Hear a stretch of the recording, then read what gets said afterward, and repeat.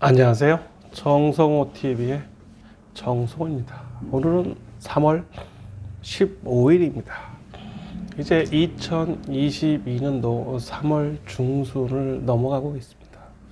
많은 일들이 있었고 그 중에 대통령이 새로 선출되었으며 러시아와 우크라이나가 전쟁을 하고 있고 대출 규제가 고강도로 이루어지고 있습니다. 그리고 부동산 시장의 변화가 심상치 않고 있습니다. 전체적으로 본다면 지금 전쟁이 일어나고 남으로 인하여 세상이 급변하고 있는 것 같습니다. 오늘은 3월 15일 7가지 주제로 말씀드리겠습니다. 첫째는 정부 정책의 변화를 읽어야 한다라고 말씀드리고 싶습니다. 기존의 정부가 여당과 야당 또 지금의 윤석열 정부가 탄생함으로 인하여 기존의 민주당이 갖고 있던 정책들이 조금씩 변화를 가져올 것입니다. 정부 정책에 눈을 기울여야만 저희가 말하는 부동산의 변화를 읽을 수 있을 것입니다. 물론 오세훈 서울시장의 공급 확대 정책, 그리고 35층 층고 제한을 없앴다는 것, 그리고 재건축, 재개발을 더 활성화하겠다, 한강변의 스카이라인을 바꾸겠다는 등 많은 정책들이 쏟아지고 있습니다. 이러한 정부 정책의 변화는 부동산 시장의 회오리와 같은 태풍을 몰고 올 것입니다. 기존의 박원순 서울시장의 정책이 공급보다는 기존의 현상 유지, 개선, 환경 변화 등을 주로 했다면 오세훈 서울시장은 이번 6월 1일 지방 선거를 통해서 재선에 도전함과 동시에 부동산 정책을 더욱더 확고히 할 것입니다. 물론 기존의 서울시 의원들도 전체적으로는 약 120명 정도의 회원 중 100명 정도가 민주당 당적을 갖고 있고 나머지가 국민의힘의 당적을 갖고 있는데 이것도 변화를 가져올 것 같습니다. 그리고 윤석열 당선자가 서울에서 더 5% 정도의 승리를 거둠으로 인하여 오세훈 시장과 윤석열 당사자 간의 어떠한 부동산 정책에 대한 변화를 가져올 수 있고, 이번 윤석열 정부에서 국토교통부 장관의 바뀜으로 인하여 부동산 정책의 변화가 불보듯이 있습니다. 그러면 이러한 부동산 정책이 공급만이 꼭 좋은 건 아니겠지만 몇 년 동안 공급이 없음으로 인하여 부동산 가격의 폭등, 그리고 코로나로 인한 유동성의 팽창, 물가의 지속적 상승으로 인한 인플레이션으로 인하여 실물 자산 가격이 많이 올라 있는 것이 현실입니다. 그러면 이러한 부동산 시장에 대한 거품 논란과 함께 대출 규제가 급격하게 떠오르고 있습니다. 대출 규제를 담당한다는 것은 곧 금리와 직결될 것입니다. 한국은행이 금리를 올렸고 지속적으로 올릴 것이며 미국의 연준 또한 금리를 올릴 것이라고 확신하듯이 말하고 있습니다. 그리고 금감원이 이러한 은행이나 보험, 증권 등 금융기관을 통제함으로 인하여 금리의 상승 및 대출의 규제가 하나의 수레바퀴처럼 움직이고 있습니다. 이러한 변화는 곧 부동산 시장의 직격탄으로 오고 있습니다.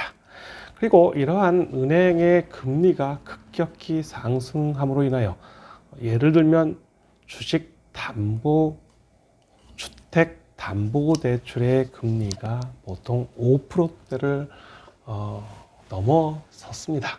그리고 일반 사업자 대출도 담보대출이 4% 이상을 넘어갔고 5%, 6%로 향하고 있습니다. 물론 전쟁 이후의 경제 활성화, 코로나로 인한 실물 경제의 급격한 위축, 지속적 3년 이상의 장기적 침체로 인하여 부양책을 더 내놔야 하지만 이러한 유동성의 팽창으로 인한 부동산 시장의 왜곡으로 인하여 신정부도 새로운 정부도 새롭게 새로운 정책을 핀다는 것이 그리 만만하지는 않을 것입니다.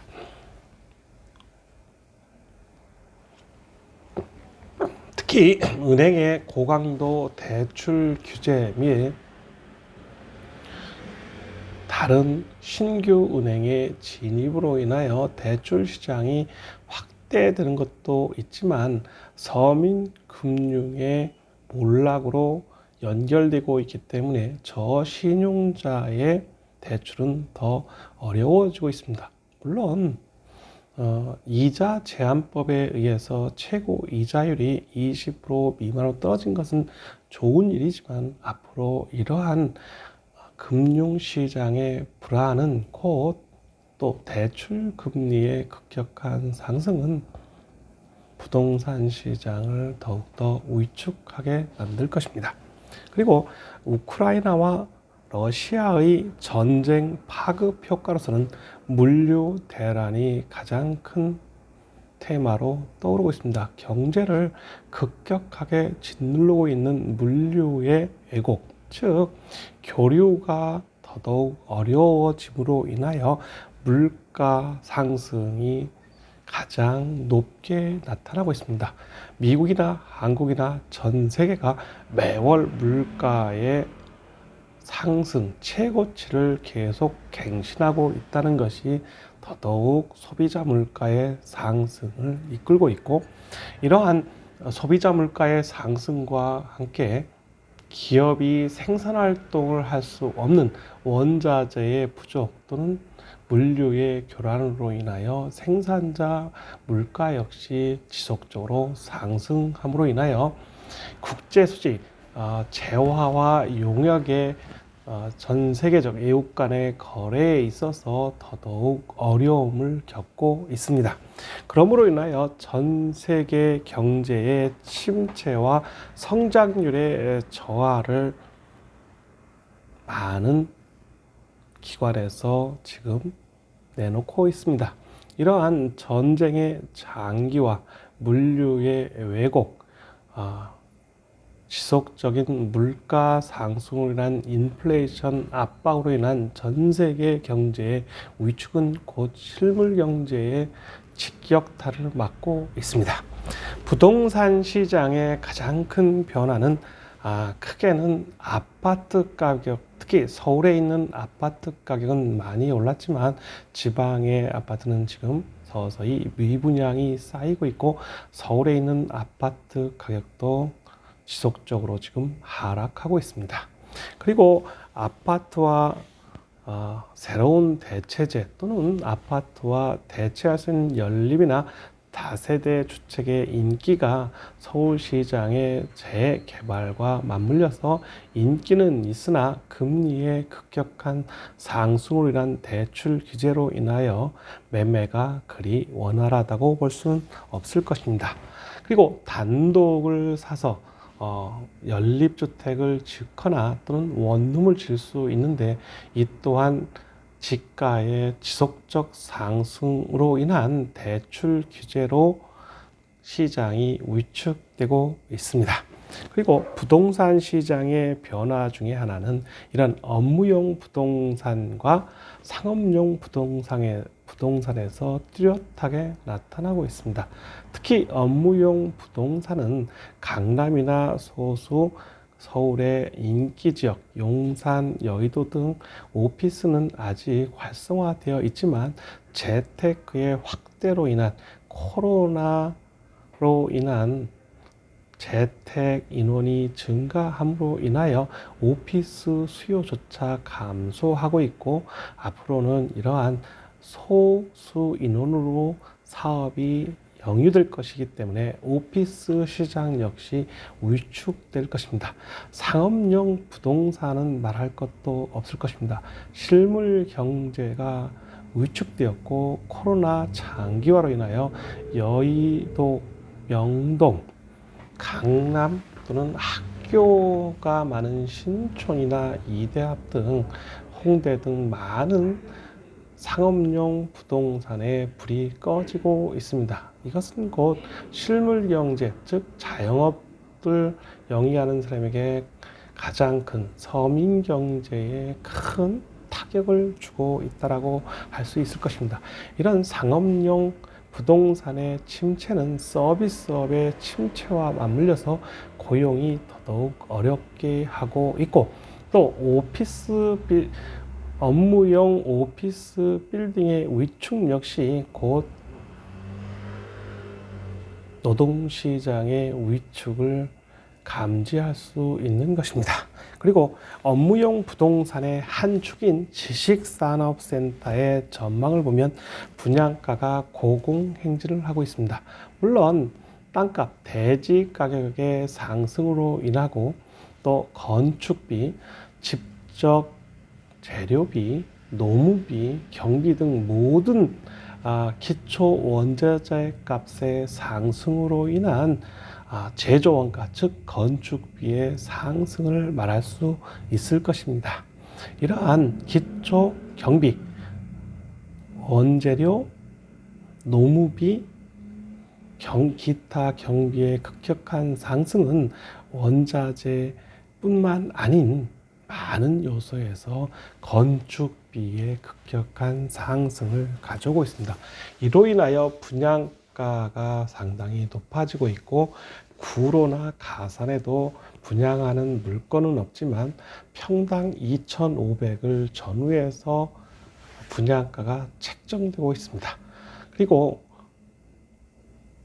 구로, 가산 또는 마곡, 가양, 성수, 문정 등 많은 지식산업센터가 있는 서울의 지식산업센터 매매 가격이 천정부지로 오르고 있다는 것은 곧 이러한 물가 상승과 생산하는 건축비의 상승과 맞물리고, 또 노무비의 급격한 상승과 모두 합치되는 것이라고 볼 수 있습니다.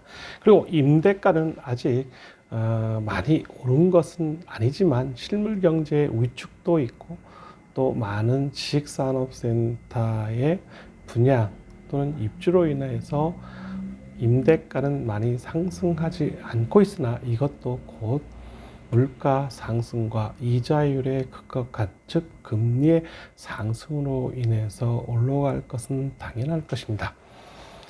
지금 주식시장, 즉 채권시장, 주식시장, 채권시장, 금융시장, 또 선물 옵션시장, 금시장, 애완시장 등 우리가 바라보는 전체적인 금융시장에 불안 요소들이 많이 있고, 이러한 불안 요소는 곧 실물 경제의 원활한 투자가 위축됨으로써 더더욱 경기는 어려워질 것입니다. 특히 석유값, 즉 많은 원자재 값의 상승은 곧 전 세계 경제의 위축과 맞물리고, 부동산 시장 역시 이제 쉽게 접근하기는 어려울 것입니다. 물론 자산의 거품 현상도 있지만, 앞으로 실물 자산을 가지고 있는 분은 더더욱 그대로 보존하고, 좀 더 살 수 있는 여력이 있으면 좀 더 사는 것도 좋은 투자 방법 중에 하나일 것입니다. 가장 큰 이유는 금리가 오르든 또는 다른 주변 요소가 변동하더라도 인플레이션의 압박으로 인한 실물 자산의 가치는 더더욱 손에 들고 있을수록 그 가치는 높아질 것입니다. 앞으로 이러한 부동산 시장의 파급 효과 또는 현재 일어나고 있는 일들이 전쟁이 어떻게 변하나에 따라서 새로운 국면을 맞을 것입니다. 단순히 한국의 부동산 시장이 한국만의 문제가 아니고 전 세계와 연결되어서 주목해야 될 것입니다. 특히 미국의 주식시장의 움직임, 부동산 시장의 움직임을 눈여겨보고 채권 금리의 변화를 보며 금값 또는 다른 가상자산 전체적인 하나의 자산군으로 분류했을 때 전체를 어떻게 바라보느냐, 이러한 순환하는 서클을 이해하면 좋은 기회가 있을 것이라 생각합니다. 정성호 TV 구독과 좋아요 눌러주십시오. 감사합니다.